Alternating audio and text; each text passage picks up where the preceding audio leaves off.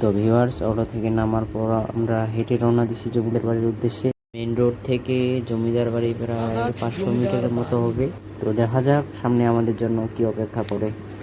A few moments later.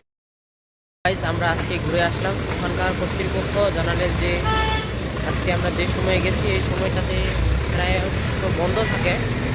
তো দেখা হচ্ছে আগামীকালকে, আমরা আগামীকাল আবার যাব। The next day.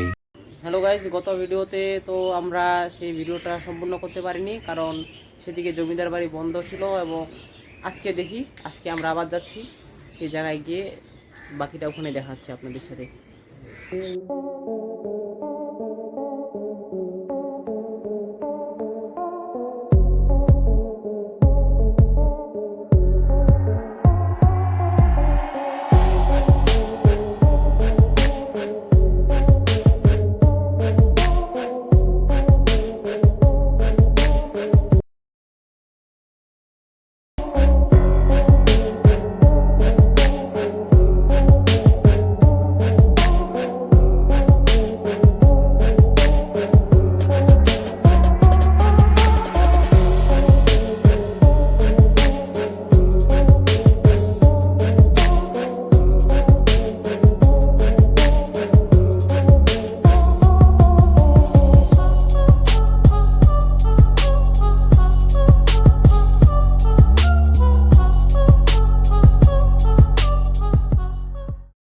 Main gate দিয়ে প্রবেশ করার পর আমরা যাচ্ছি টিকিট কাউন্টারে।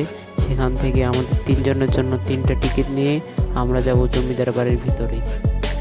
এবং এখানে প্রতিটি টিকিটের মূল্য হচ্ছে মাত্র 30 টাকা করে, যেটা ঠিকঠাকই আছে।